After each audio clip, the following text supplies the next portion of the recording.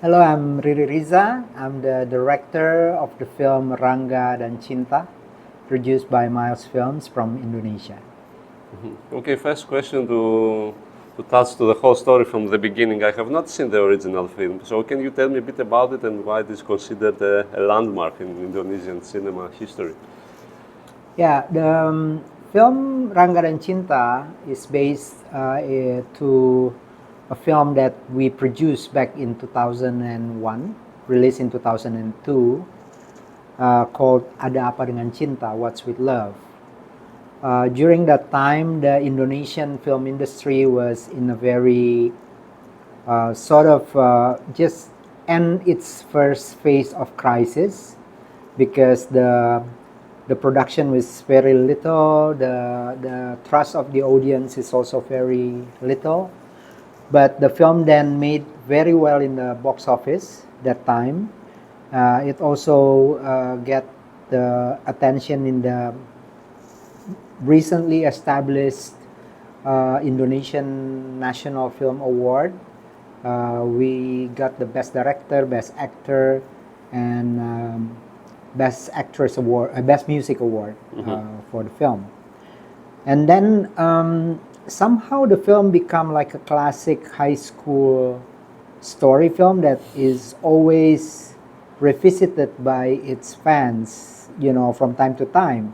And back in 2010, we got like a request from one telecommunication, like 10 years later, 2011, 12, we got a request from a telecommunication company to reproduce the film into like a short film to promote like a one of this company, and then it become again like a big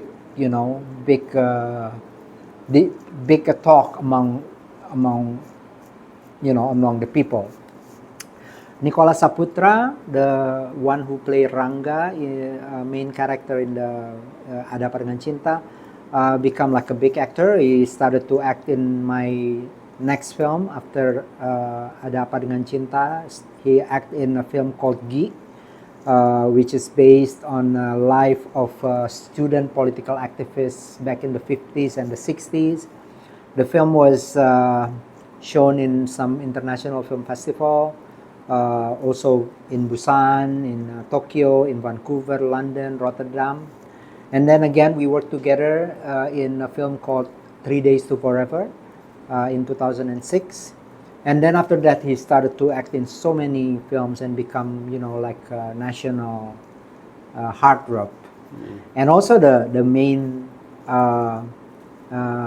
protagonist, Dian Sastrowardoyo, who played Cinta in the film, also become like a big star. So every like maybe 3 or 4 years or so, people always talk about this film again and again and again, And then finally in 2016, we decided to make it a sequel. Maybe it's a sequel. It's almost like the film that you revisit every few years, and it become now in the age of the digital, every time in the social media, every Valentine's Day, every New Year's Eve, people always put the quote of the film as part of their their statement in their digital content or something.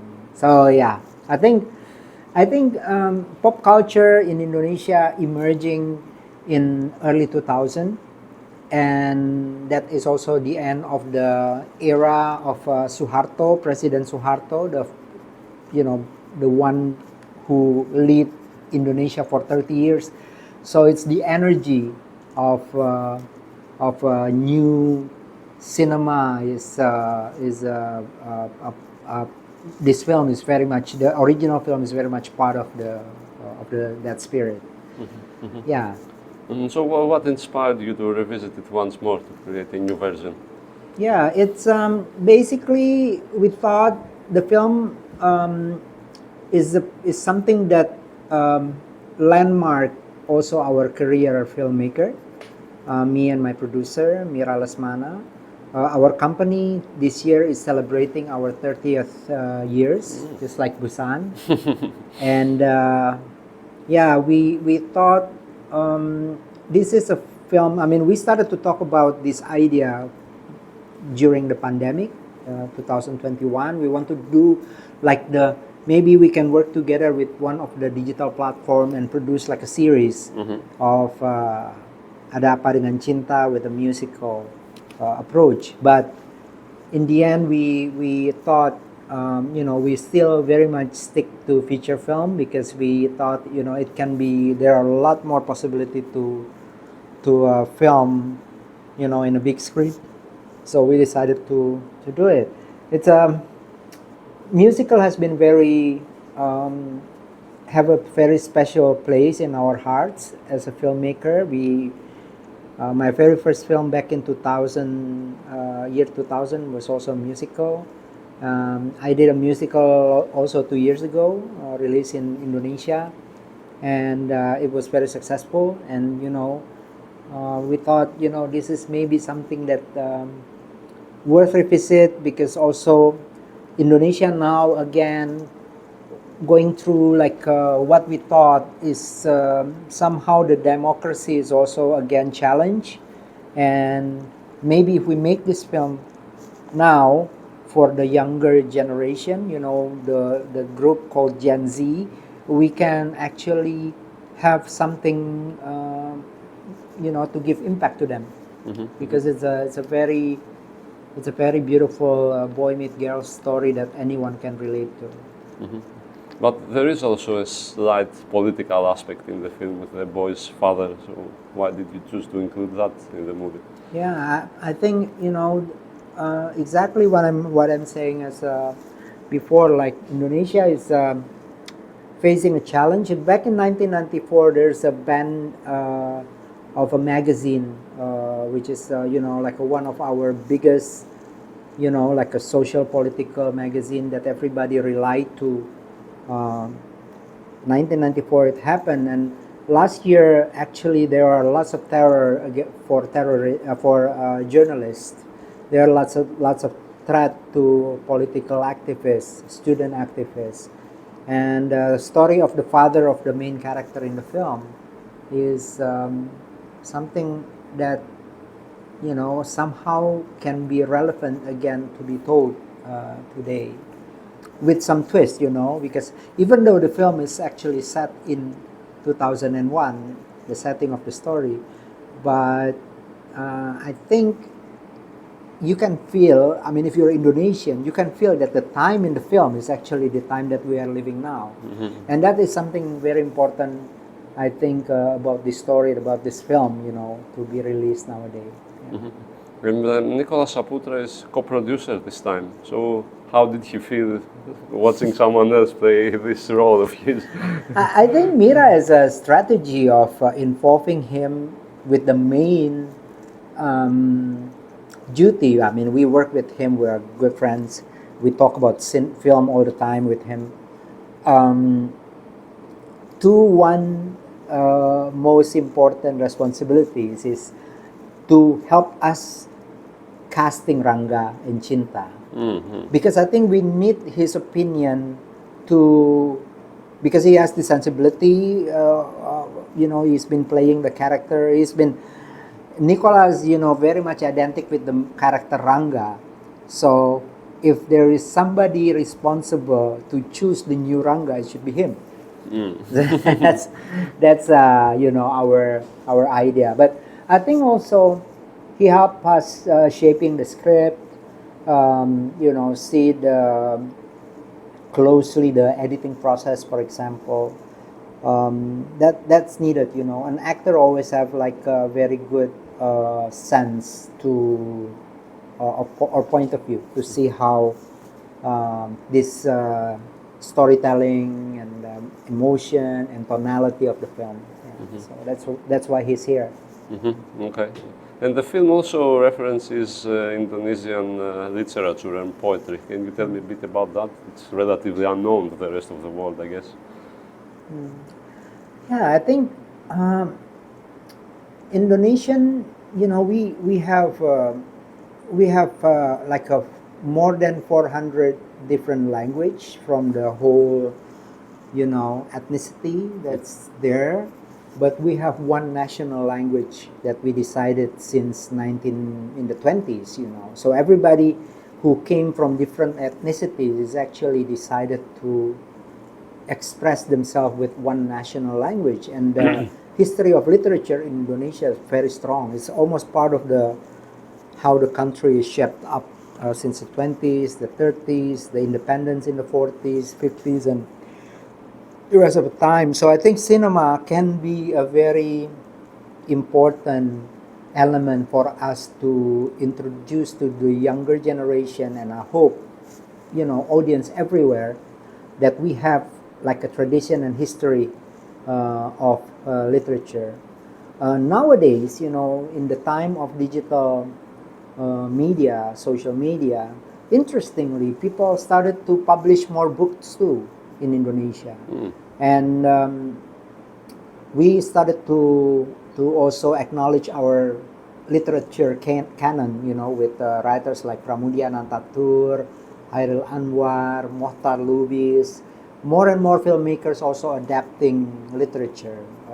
One example is Molly Surya's recent film, This City is a Battlefield. It's actually based on literature work of famous Mohtar Lubis, who's once also in prison back in the 70s because of his very critical point of view in his literature. So, yeah, I think my one of my intention is, I hope with this film, the teens, the Gen Z started to revisit also their interest to the national literature. Yeah. And there was also a comment about cinema in the film, a very brief phrase that stuck with me, that people want to watch easy movies, someone says. Yeah. Is that your opinion? Is how the Indonesian audience is? Yeah, we have lots of references about cinema. We talk about one of the. We used to have like a one big international film festival in Jakarta that ran for about 15 years and closed suddenly back in 2015, 2014. And we acknowledge that festival in the film because it's a periodic piece where when the festival is still very much part of the young generation in Jakarta in 2000, early 2000, and they went to see Colombian film. So that is something that I think very much relevant to the idea of democracy also, because I think we have the same a part of the same movement, the third country and the third cinema. So I think that's a good response. But yeah, that's true. The young generation always wanted to see film that they can easily relate and understand. So the group of this gang of girls, they want to see films that wherever the film came from, they really want something that they can relate to, they can understand to. So that's in a way our principle in making films. We want to make film that can be read, can be felt by anyone everywhere in the world. Yeah. So in the end, Rangga and Cinta is an easy film? Oh yeah. It should be a film that, even though it has some layers of feelings and complexity of emotion, but actually something that you can easily relate to. Yeah. Okay. And you present the relationship between the girls as very complex. So I was wondering, is that your opinion, are more complex than boys' relationships, let's say? Yeah, in a way, this is not easy to generalize, but I think girls is always have a better or complex problem when teens girls, yeah, comparing to boys, and I always interested to deal deeper with that situation. For example, we portray the parenting situation in different family is always, challenge every young people. It also become more and more serious nowadays. So I truly hope the film will resonate to some parents too after they watch this film, because it's not easy when you live in a family that your the parents are screaming to each other, for example, and that is the situation of the girls in the film. And I think it's very interesting. The one of the theme of the film is us versus I. Yes. The idea of how you always want to please everyone. You always want to with especially in this digital world that we live in today. Kids sometimes hooked up too much on social media and they want to please everybody. And I do hope the film will raise discussion about that between the audience. And tell me a bit about the music. How did you work on that? Yeah, the music is, one of the strongest point about the original film. The music from the soundtrack from the original film is almost as legendary as the film. I mean, everywhere you go, you went to restaurant nowadays or to karaoke, people still, return to the music from the original film back in 2001. But this time we work still with the same composer arranger, which is Melly Guslau and Anto Hood, a very famous couple in the music industry in Indonesia, and they're like rearranging the music into more present day sensibility. And of course, the difference between the previous film and Rangga Cinta is the girls, the cast is actually sing the in the film. Some of it is actually we recorded live on location. Because they're not professional singer, it's easier for them to practice, to prepare themselves, and then they sing on location with their truest expression, rather than we produce the soundtrack and then sync it back, so that's an artistic decision that we made, that we thought we are very proud of the result, because it become very natural. And it also includes some like rock or even hard rock guitars, which is unusual for this kind of film. So tell me a bit about that. Yeah. I mean, Anto and Melly is actually a very versatile musician, and I think one of their their strong point is always that they in their group they have like a guitar player, so the music never really lost its soul, as just like a regular electronic pop, it's an electronic pop, but they give it some nuance and punch with strong guitar riff. So I'm very happy with that. You can really feel it in the cinema. I mean, it's very important element of music. Yeah. And regarding the choreographies, how did you work on that? Yeah, we worked with Pasha Prakasa, the choreographer, also for our previous film, the Petualangan Sherina, the sequel of our very first film back in 2000. And he's a very much we talk about how this film should have like an youth energy, so it's more like a street dance type, but done by a high school student, something that you rarely see in a film. These kids with their national uniform, national high school uniform. I really look forward for the response, because it's unusual. It's not something that I mean, there are some musical performances or musical you saw on TV that tell stories about young teens, but usually in the setting of a party or but with the school uniform, it's pretty rare. So I'm excited to see that. Yeah. And tell me a bit more about the casting. How did it work? you had to find people who know how to dance, sing, act. Yeah. So yeah.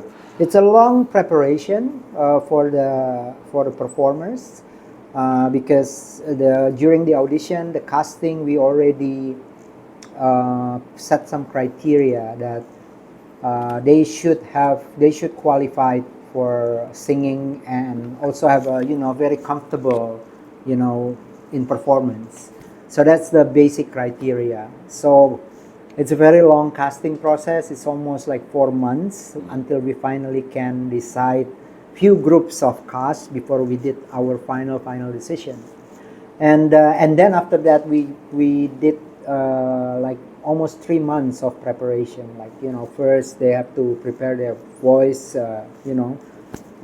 supervised by a composer and arranger, and then we do our working with me for the acting and their presence, and then finally we did our preparation for the choreography. But I think the strategy of the choreography is also, if you see the film, it's almost like a musical where we have like an ensemble of dancers and performers, which is part of the story world, and yeah, I think. But I'm very happy, we started to convince, the fans of the first film that actually now it's time to think about the new Rangga Cinta and the new Cintas gang. And now we are very excited because the film will be open nationally on the 2nd of October. Yeah, just in about 2 weeks, less than 2 weeks. Okay. And tell me a bit about, there is this scene, a violent scene, where there is also action and dancing at the same time. Was that difficult to shoot? It seems complicated. Oh, yeah. That's a lot of preps also. I carefully choose the location of the school. I really want to set the separation between the commoners, the popular students, the school area where they have to study, and then the backyard of the school where Rangga is actually always feel more comfortable to be. So the musical number of the confrontation, I think it's the only part of the film that Rangga and sort of the opponent faced off is actually like a journey from the popular side or the bright side of the school all the way to the back. The song is actually already there from the very first film. In the first film also we used the same song, but in this film we rearrange the music and we make the antagonist, sort of the antagonist of the film, sing the song. It's the only song in the film that also in English. So it's like almost like an allegory of the situation, how the most popular person is actually representing the Western ideas in the film. Yeah. Okay. And tell me a bit about the editing, how you worked on that. There is a tempo in the film. Sometimes I felt that even the delivery of lines serves this tempo. I don't know if that was your intention. Yeah, the script is very much sometimes what we hear is what we feel is something more important. Sometimes it's more important than what we hear. There are lots of layer in the expression of the character. Cinta and Rangga is both into poetry. They both write and understand rhythm and rhyme. So I think there are lots of that, pacing play during dialogue between them. They understand rhyme, because they write poetry, so we can do that, we can feel that. But at the same time, in the group of the girls, we try to make it very natural, realistic, Jakartans kids dialogue. They came from the part of Jakarta which is very popular part of Jakarta, which is the south part.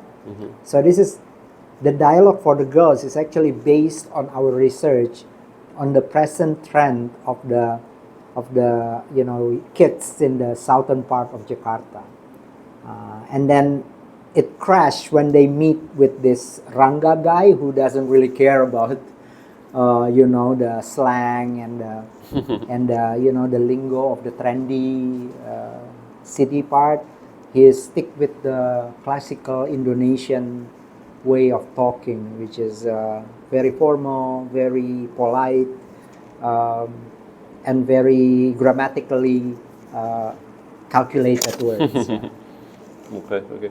And tell me a bit, since you say that it would open in 2 weeks, so what kind of promotion did you do for the film in Indonesia? Are you doing? Oh my God, it's a very, very long process now. I mean, the producer, Mira Lesmana, I think worked already for, almost 2 years. The film was already introduced back in the 2023, like 2 years before we started the one and a half year before we started shooting, and 2 years before the film released.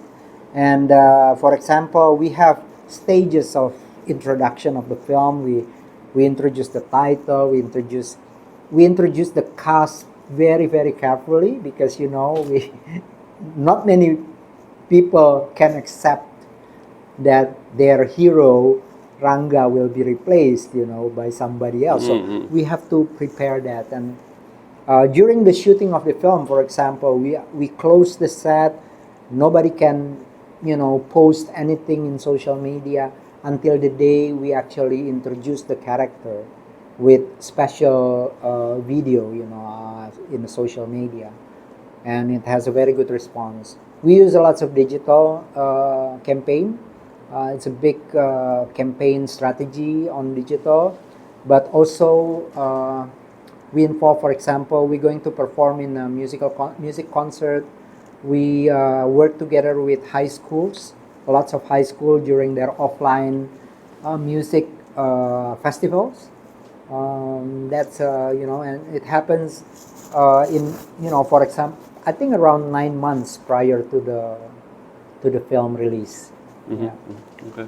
And how would you describe the situation nowadays in Indonesian cinema? I was in Jogja last year, and I feel there is a boom right now, right? Yeah. Yeah, Indonesian cinema, interestingly, um, I think bounced back pretty quickly and pretty well after the pandemic. We already have, for example, we shoot our previous film during the end of the pandemic to 2022, and the industry is very slow because the cinema has to open like a temporary, like sometimes they have to control how many audience enter the cinema. But for our previous film, which was released in October 2023, we got a very good reception in the box office. Like the